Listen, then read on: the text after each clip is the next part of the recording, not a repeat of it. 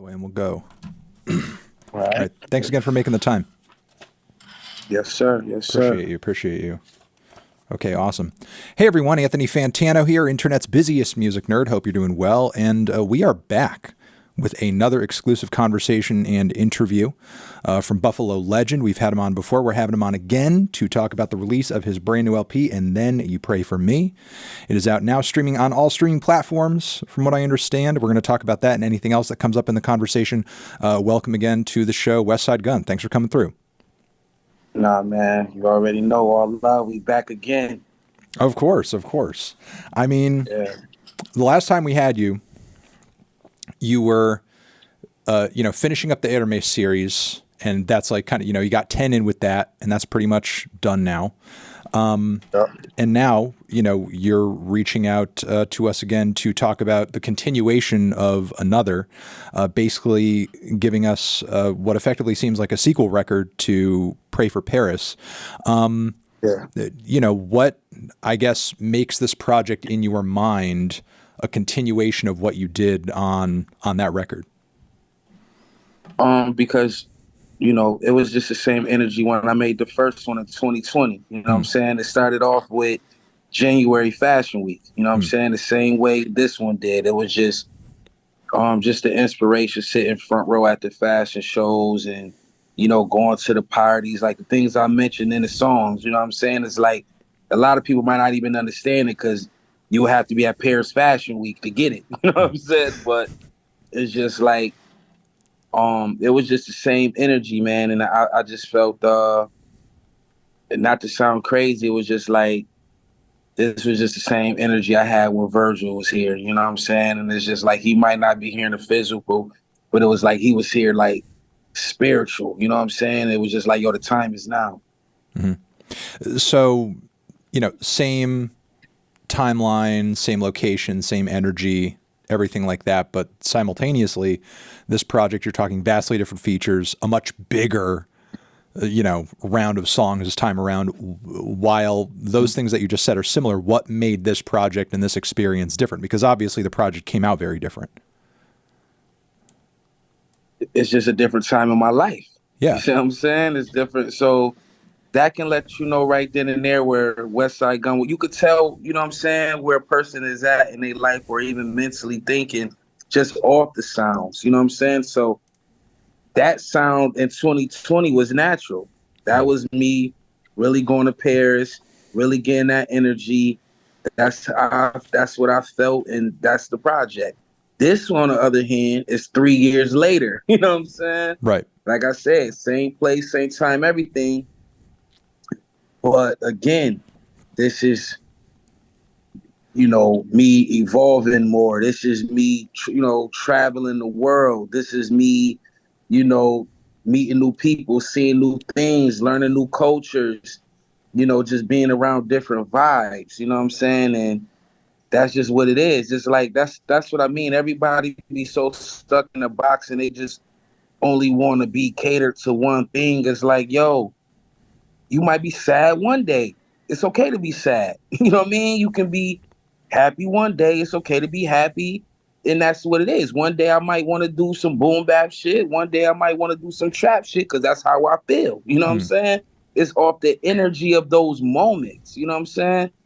So, can't nobody tell me how it feel to come from a GQ party and want to record if they never even been to a GQ party.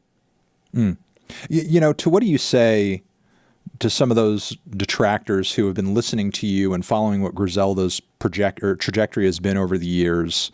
And, I posting about this interview, I was seeing some people kind of like giving their early takes on the record and kind of commenting on stuff like, there's too many trap beats on the album, and I think they're sort of used to you always being on top of a certain sort of sound, and kind of moving forward, like, how do you take that sort of thing into account, or do you at all, when you're creating and adding to your catalog, but, wanting to please the fans to some degree, I'm sure, but also stay true to yourself and try some new shit?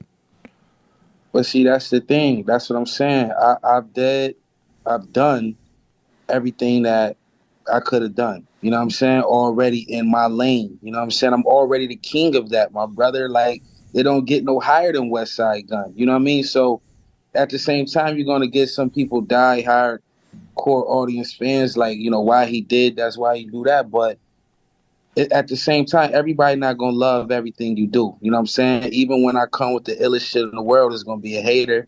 You know what I'm saying? So it don't even matter. Just do what you want to do. Go with your heart. Who knows? Like, next month, I might just want to do an EP of just straight raw boom bap shit. Then it's gonna be like, oh, we love you again. It's like those isn't real fans. You know what I'm saying? Because it's going off the energy. I'm not making an album to disrespect you. I'm making an album because I'm living my life.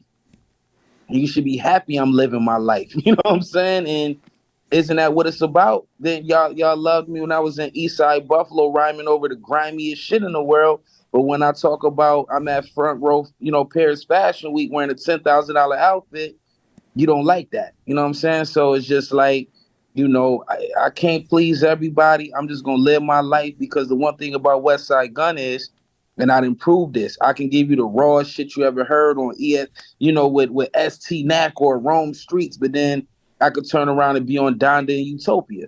So I can sit here and drop this today, and next month drop Gun Lid with Mad Lib. You see what I'm saying? Like, then what?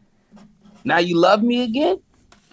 You know, it's also worth saying that, like, at that point that you and Griselda collectively like broke stuff in that style that you were just referring to, you put out so many records and so many songs in that style. You know what I mean? Like, you put out 2 careers worth of projects in that style in that span of time. That's what I'm saying, brother.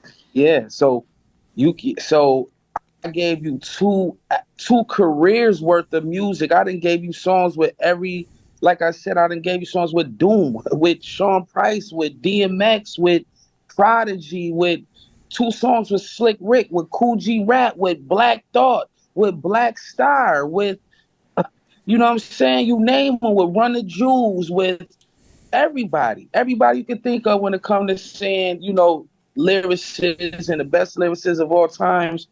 I didn't already did that. So I can't give y'all 30 minutes, 40 minutes worth of some shit when I'm having fun. I don't deserve that. You know what I'm saying? Like, you're not making sense, because again, I'm a person that could go make an EP tonight of the grimiest shit you ever heard in your life. And then what? You're gonna be back loving me again. That's what I mean by, like, just do you. Cause at the end of the day, I don't again, it's going off the energy. I might want to do a song with Metro. You know what I'm saying? All right. People seen the interview last week with Post Malone. He said, you know what I'm saying? You know, we got something going on. You know, as soon as people saying that, they hating. Like, people always just hating on shit they don't understand, my brother. And that's okay. You know what I mean? Because guess what? People didn't understand this boom bap shit when I was trying to push it, and everybody was standing on couches popping bottles. Nobody didn't want to hear me. Now you got Drake rapping on a conductor beat. Now you got Tyler winning a Grammy over doing songs on a Michael Irvin beat me and Conductor did. Like, these is things where the mainstream artist is coming to our world. And in order for them to even understand the Babylon Biz song on this album, or, you know, Mama's Prime Time with JID, or Jalen Rose with Bodie, it's like those type of songs, you have to be able to have the other people want to come into our world so they can hear those type of music, you know, the production and things like that. Because guess what? I'm the one that's making sure the world here roam streets. I'm Right. making sure the world here in Bodie James and ST Knack. I'm making sure of that. I'm still the #1 boom bap guy in the world. I just had one project. Really quick before we dive into some of the vibes on the record, just to kind of clarify some of the things that you just said. With the Drake mention just there, was that the reason that you sort of did that For All the Dogs retweet on Twitter? That connection there is that the reason that, you know, when I believe the other day you sort of like tweeted a photo of you in front of some paintings in reaction to sort of like, you know, NFR podcast asking about like what people thought about, like, you know, For All the Dogs and everything like that. Nah, I was talking about my jacket. You Oh, know what I'm okay, okay. saying? Yeah. Okay, because the I was talking similarity about, there. Okay, got it. yeah, Got it. Got yeah. it. I was Some talking people were about the jacket. theorizing that too. It could have been a bunch of things. No, it was the jacket. I Okay, got it, got it, promise you. It got it. wasn't nothing Okay, okay, more, okay. nothing that. I just know that people see anything and they just run fucking with it That's true. because that's because all they have in life is Twitter. So I love those people. And Those are the people that's going to and run with it. you do get people insane on there. So is the Post Malone thing actually going to happen? Is that like in the works, or is that just like kind of in talks For right now? sure, for Okay, okay, okay, sure. Posty, that was real. okay. All right, all right. So talking about some of the different vibes and sounds that you're going for on this record, one song that I want you to talk about in particular because it's so it works, it's funny, it's a departure, it's entertaining on a lot of different levels, but at the same time, I think some people are going to have maybe a harsh reaction. Maybe you've seen it. It's the Ty Dolla Sign track. I want to know Is in that your actually my favorite song on the whole album? listen. I want you to then all the more for you to sort of go off about it. I want to hear what was going on through your mind as you were kind of coming up with the creation of the Fly God Sex Jam. Because I Yeah. mean that's effectively what it is, and you're doing your thing on there, but you're also like singing with Ty on the track. Yeah. It's unhinged, but it also kind of like scratches the itch of a song in that vein usually would. So it's like, what kind of drove you into that direction? I mean, that's the one thing for sure, man.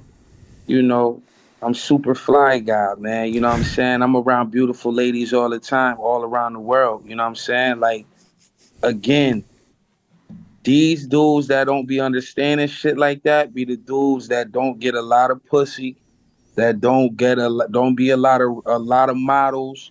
They don't be around a lot of bad joints and sitting in the house playing video games. They don't understand my language. I'm a different, you know what I'm saying? I'm just a different breed of individual, and I'm always around ladies. And the crazy thing about it is every lady I ever played it for loved it. You know what I'm saying? Like they love it. Like, why you haven't been doing this? What's going on? Like, this is what I'm talking about. This is what I'm talking about. And I'm talking about people in the industry, you know what I'm saying? People I know personally, just playing it in certain vibes. Like when I do a little test, you know what I mean? Just put it on out of nowhere, be riding and come here, bitch, out of nowhere. Like, you know what I'm saying? But everybody loved it, and it actually just grew on me because it's different. You know what I'm Mm, saying? But I have Liz Loves Luger, where I talk crazy with the song with me and Armani. mm. I've been doing it for a long time, where I just talk crazy, and it's just like we just having fun, man. You know what I'm saying? It's a vibe. You know what I mean? Like I said, and everybody not gonna enjoy it, and it's okay. I'm not tripping on that because the people I made it for love it. Mm. You know what I'm saying? Like, I'm not making a song like Chloe for the person that loves Babylon Biz. It's not that. It's just on the same I'm trying to cater to both of y'all at this, you know what I mean, on one project, but it's not necessarily like the person that loves Strictly Boom Bap is gonna love that and be like, oh, but guess what? It's a lot of people like me that's fly, that's getting money, that is surrounded by beautiful women. That's like, yo, this joint is crazy, Well, bro. well, You was in your bag. like to your point, like yeah, it is a departure in that way, but at the same time, like it doesn't sound like a normal Ty song or like a Chris Brown song or something like that. There's something kind of messy and raw and crazy about it, like your usual work. So in that respect, it Exactly. sort of sounds like Still raw. it sounds like your own twist on it. Exactly. And that's what it is. It's that super fly god. It's my sound. It's still raw as fuck. The production is crazy. Denny LaFleur. Like it's still, the same person that brought you all the raw boom bap shit. The Mm. same person who made that beat. It's like, man, we just expanded, man, because like I said again, I would love for Denny LaFleur, for somebody to hear a song like that, and now he making a song for SZA. You Yeah. see what I'm saying? Like, that's what we're doing it for. Because let's not forget where people heard Jay Versace from. They heard Jay Versace on original Pray for Paris, and now he's all over SZA. You Mm. see what I'm saying? Now he's all over the other one. I'm no disrespect. Summer Walker. You know what I'm saying? Mm. It's like these are the type of he getting love. Like, you got to think I've been behind in the beginning for a lot of people careers. You know what I'm saying? So I see the evolution of I seen the evolution of like a Makami. You know what I'm saying? Or a Conway or a Benny or, just everybody in my team. You know what I'm saying? I'm just super proud of them. That's like Derringer. Derringer travels with Action Bronson. That's, you know what I mean? Like, it's like, this is what we're here for, man, to keep pushing the culture forward. I just hate the people that block the art and don't understand it. So instead of trying to understand, they rather just hate. It's easy to hate. It's easy to pick up a phone and just type some bullshit and send it to the universe. But are you actually learning why this was made or the reasoning for it? Like, are you really like waiting to understand the actual meaning and purpose of this shit? Or you just want to hate? Because guess what? I got many reasons of why I could drop an album like this at this time and why I did it.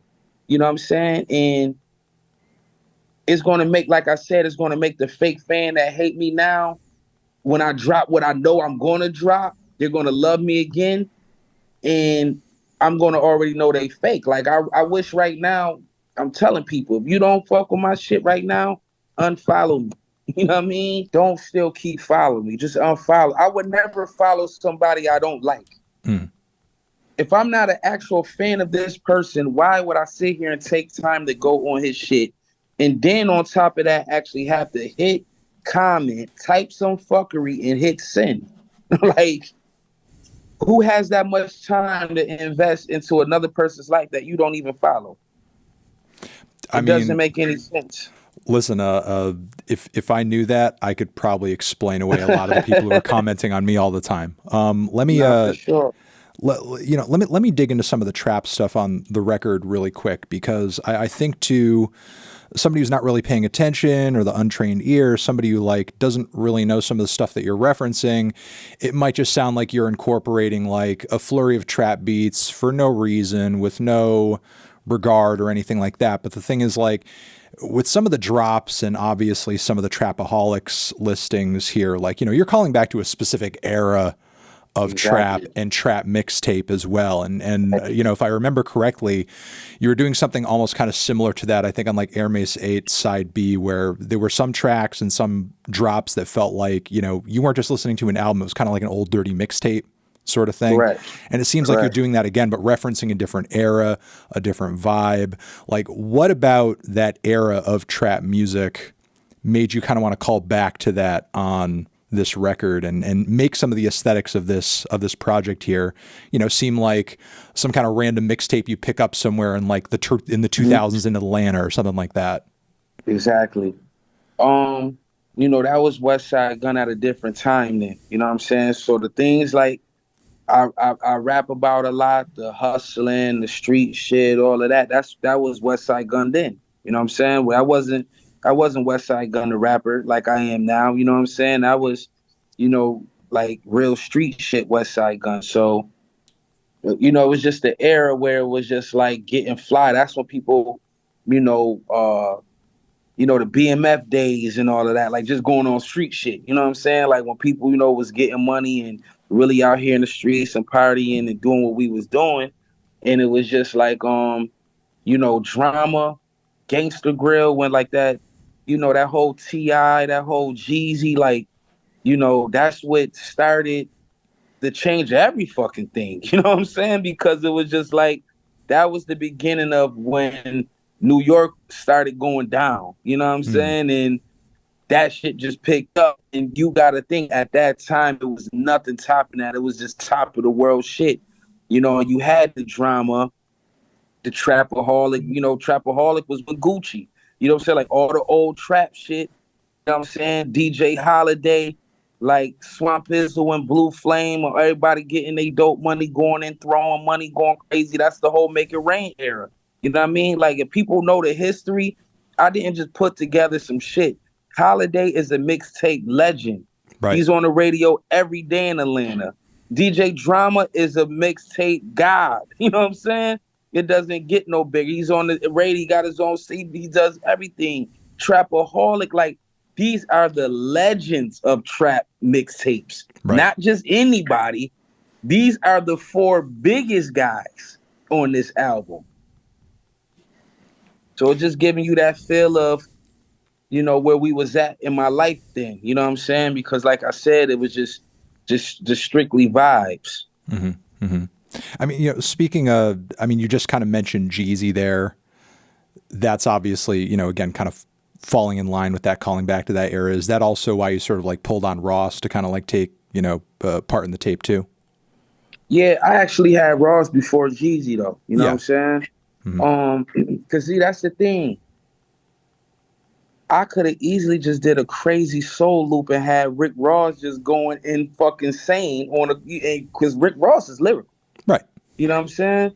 You give him a soul beat, Ross is one of the illest. You know what I'm saying? Like people respect Ross' ear because of the production and the way he can ride us, always was being from the South, but can come on that soulful shit. And that's what made Ross stand out from the other ones that was in the South and made you fuck with him. Like the things he's done for himself or like Ye or just different people, we know what Ross can do, his ability on that type of production. I could have easily done that, bro. Mm-hmm. You know what I'm saying? But I wanted the Rick Ross that I heard when I was locked up and I'm watching every day. I'm hustling from my cell and I can't wait to come out so I can ball. That's the Rick Ross I wanted to hear. You know what I'm saying? People don't understand when I was locked up, I was listening to the radio, listening to Gangsta Grill radio every Saturday. And you know what I'm saying? Before lockdown, I was listening to DJ Holiday. So these is the things you see what I'm saying? It's like this is a part of my life too. People don't people only want to hear the raw Buffalo East Side story, Conway getting shot and the same old shit. It's way more to me than that. What about the times when you know what I'm saying when I was living in Atlanta hustling, doing this, doing that? What I can't it's not always about Buffalo. Like I'm not in the box. Mm-hmm. I've never been. So I have down south Atlanta, half my life I've been hustling in Atlanta. You know what I'm saying? So now, what about all my family that's in Atlanta? All my friends in Atlanta, they don't understand the boom bap part of me. They like, we don't want to hear that. So what I supposed to say? Fuck y'all. It's like everybody just want to be having, they own, just stuck in their ways, and I'm just here to be like, you know what? I'm just gonna give y'all me. If I want to do a song with Metro, I can. And then if I want to turn around and do a song with Pete Rock, I can. If I want to go to a song with Swiss Beats, I can. But then if I want to go around and do one with fucking Status Selector tomorrow, I can. Westside Gunn can do anything he want to do. That's the difference. One more comment on that before I ask you about this next thing. But like, if your reference point for trap music is like you just go on the front page of Apple Music and you see something like the new Offset record, for example, like you were just saying, you might be completely ignorant to the fact that there was that time during that mixtape era in Atlanta where trap music was like super raw, and you're kind of like, specifically pointing back to that. And I think you're trying to get people to kind of realize there's this connection here. There's a rawness in this New York stuff, in this boom bap stuff, in this Buffalo stuff, but there's a rawness in this trap stuff as well that predates a lot of the commercial stuff that you're hearing. And I'm sort of getting you to kind of realize that through what I do is exactly what it seems like you're doing. Perfect. That's exactly what I'm doing. That's the same reason why, like, I put Ross and Jeezy on it, because these is the guys who started this shit. You know what I'm saying? Who is the pioneers? Who are the Mount Rushmore of this shit? And it's like, that's like me getting, down there like Jay-Z and Nas. You know what I'm saying? Like, right. Coming like as far like South artists, like, who are we talking about? We're literally talking about Ross and Jeezy. You know what I'm saying? Like, the only other person that I just missed out on, and we was on a plane the other day together, and he looked at me like, when we cooking, what's the problem? And that's T.I. You know what I mean? Shout out to T.I. If I would have had T.I. on there, it would have really. And the crazy thing is, this was just like last week, and I was like, damn, I still got a week left. I could slide T.I. on this shit still. You know what I'm saying? But I was just like, you know what? Nah, I'll wait, because I might want to do a remix, or I might want to do a deluxe, or whatever I want to do. Or I might just save that for another day. You know what I'm saying? But, that's what I mean. It was just like, man. But, fast forward to modern, I have the ESTG, you know what I'm saying, who doing this thing out of Louisville, Kentucky, CMG. You know what I mean? I have Peasy, ghetto boys out of Detroit, that raw ghetto. You know what I mean? It's like it's still the raw shit. It's not like people. It's still the same exact content, just the production is different, and that's what I hate. Nobody's not talking about nothing different from all the shit that you done heard for 11 years fucking straight. Only difference is production. If you're that bothered by production, you're not a fan of hip hop. You stuck in a box, man. You gotta like that shit get corny. Like live a little. People gotta live a little. I remember when Kanye came out with the 808 shit. They hated that shit. He was vibing. That was a vibe. You never heard that shit again. You know what I'm saying? But that was just a moment in time that he did that. The Yeezus, that was a moment in time in his career where he just wanted to do that. He still got the late registration and the dropout. He still got a Pablo. He still got a, you know what I'm saying? All of that shit. Like, but it's just different times in people's career. You know what I'm saying? I gave y'all 11 years of all the shit y'all wanted. Again, I'm evolving. I'm having fun, and I'm showing people that you could be who you want to be. Stop trying to feel like you got to cater to somebody or you gonna lose them. Cause like for the longest, in my mind, I always catered to a certain crowd because those are the people, and I thank them and I love them. I'm so thankful and grateful for my fans. I still got the best fans in the world to me. You know what I'm saying? Because I have a real core audience, a real diehard. There's a lot of new trolls coming because I've been doing like, you know, shit like Utopia. You know what I'm saying? Because now it's just like the kid part of the Twitter come in, like the high schoolers now tweeting and talking shit because they might have not have known me last year. Now it's, let's just now I'm a part of the troll world because if I would have just kept it just straight raw boom bap and that's all you heard me on forever, it'd just be we love Westside Gunn, he a god forever. But now that I'm allowing so many people into my world by crossing over how I'm doing, you get the crossover problems. You know what I'm saying? So, Well, that's what I wanted to ask you, because you were talking about various ways in which you're crossing over throughout your career, but one thing you didn't mention, and I don't think you avoided or anything like that, but one thing you didn't mention is kind of the generational crossover, because also on this record, you have a Denzel Curry feature, you have a Jid feature, what about this project and the way it was shaping up made you go in that direction? Say that again. Oh, I was just talking about the generational crossovers that you're making too on this record by having Denzel Curry and Jid on the LP as well. Like, what made you go in that direction?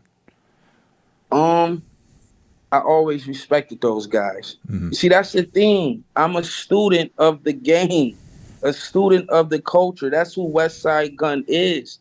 That's what I'm saying. With a project like this, bro, you have JID, Denzel, Rick Ross, Jeezy, like I said, but ESTG, Peasy, you got all of my crew, you got Ty Dolla $ign. It's just like I'm a student of the game, you know what I'm saying? And I'm just trying to make sure the phone don't go out.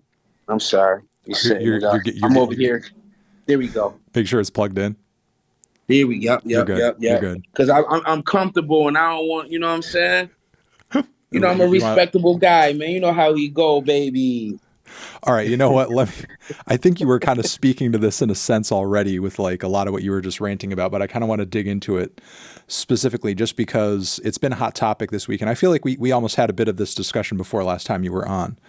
But recently Joe Budden and Drake have had this thing where Joe has had sort of like a bone to pick with him in terms of like the way that he appeals to younger listeners and makes music for younger people. And it seems like, in his opinion, I'm not asking you to get in the between them or anything like that. I'm asking you to speak more to kind of this sentiment. And I think a lot of people hold it. It's not just him, because obviously a lot of people have agreed with what he said. But it seems like there's this kind of resounding point of view that when you're a certain age, and you're older than Drake, but when you're a certain age, you should cut off, like in terms of, the kind of content you make and who you work with and so on and so forth, so that you're, kind of working with people who are more in your generation, and catering more toward younger people is a bad idea, or it's not being true to yourself or something like that. And you strike me as someone who doesn't have any kind of fear or second question in your head as to who you should work with. Are they from a different generation, a different this, a different that? Like, where do you think that ageism continues to kind of come from, especially with hip hop just having turned 50. I mean, that's not fair because DJ Premier is 50, and if he made a beat right now for an 18-year-old, y'all would love it and say, "Oh my goodness, this 18-year-old is the resurrection of the sound. That's true. He's on DJ Premier," right? And that's okay. That's true. You see what I'm saying? That's true. But then if you 50 years old rapping over Metro is no, what is he doing? No, he can't do that. Da da da da da da. Like that's an incredible point. That's an incredible point. That's an incredible point.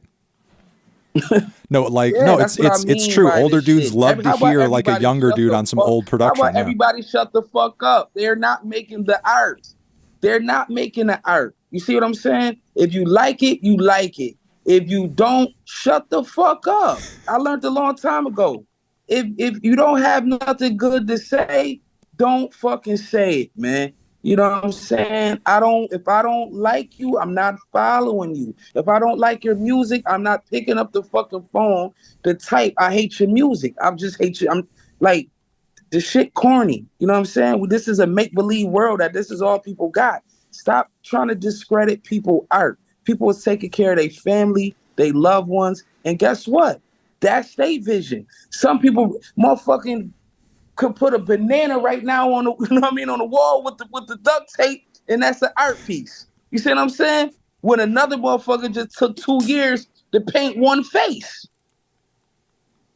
Like, so fuck the banana guy. You know what I'm saying? It's like, yo, if the banana man sold that shit for $2 million, he's a hustler. Call him a hustler. People they don't know the hustle. They don't know this shit, man. I be trying to school people. This is why I like coming on shit like this, because I like coming from a different side of this shit, because you really talking to somebody that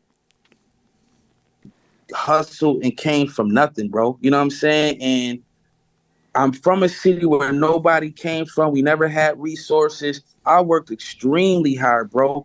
All these other people have machines behind them. They walking in these rooms. They having 50 people teams. They putting the machine behind them, the marketing budget, the this, the that, this, and that.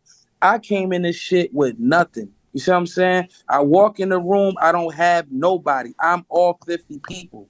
So it's just like, I have to be Westside Gunn, the CEO. I have to be Westside Gunn, the curator, the artist, the this, the that, the that, the this. You might even buy a shirt, and I'm sending you the fucking shirt myself. You know what I'm saying? It's like, you know, so we work hard in this shit.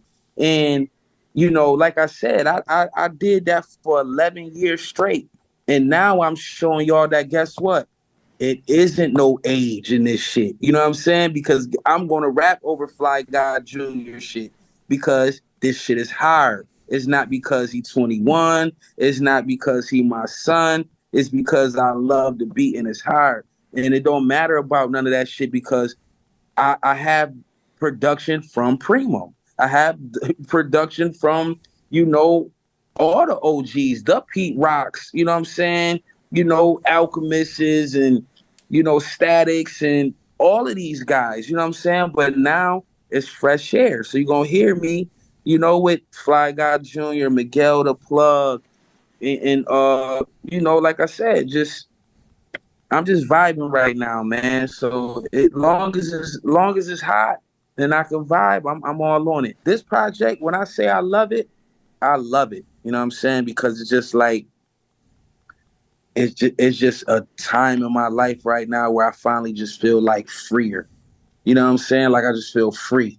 You know what I'm saying? Just wake up, just do what I want, bro. I go where I want, I eat what I want, I wear what I want. My kids got everything, my mama got everything. I got my houses, I got my car, I'm super blessed. I got all the love in the world I possibly could get, not only from my fans, but my friends. I still take Pootie to school. You know what I'm saying? Like, I'm a dad. I'm all of that. I'm living free. So I'm not catering to nobody. I'm just living, bro. So if I want to fuck around and do a Afro beat record, bro, I'm doing it. You know what I'm saying? Because I'm just living. I'm having fun, and in respect to the people that make Afrobeat. Like it's a culture thing. You gotta respect other cultures as well, man. And when you travel the world, you see that. If you never left your neighborhood, you're not going to respect a French artist.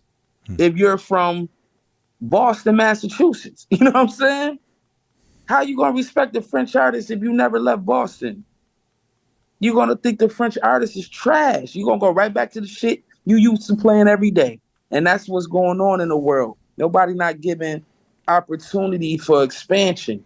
They just so stuck in their ways and but then get mad when the agendas get pushed.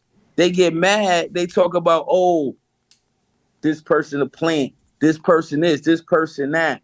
Guess what? We not sticking together for the ones that's people that's really pushing the culture forward, and we trying to bridge the gap, and we really trying to push this art shit. I have kids that's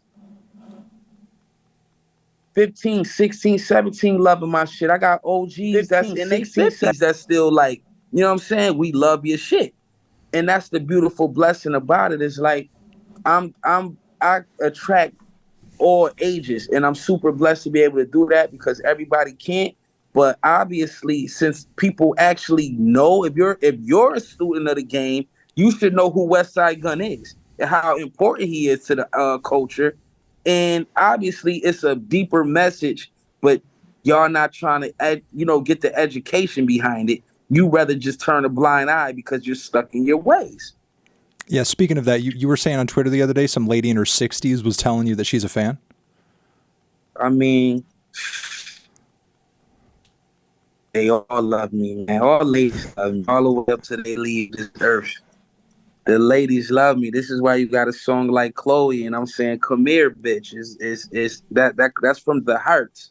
You know what I'm saying? When I say "Come here, bitch," that mean you're the apple of my eye. That mean you turning me on the spot. That mean I might grab you by your hair and kiss you and say I love you, bitch. Cause I do. You know what I'm saying? All right. Well, the new record is out now. Is there anything coming around the corner other than the LP that we need to look out for? Yeah, I'm about to cook like crazy, bro. Okay. You know what I'm saying? It's a narrative going around like this is my last album and I'm done and I'm retiring. That's far from true. I said this was my last album. I'm doing like a full length 15, 20 song.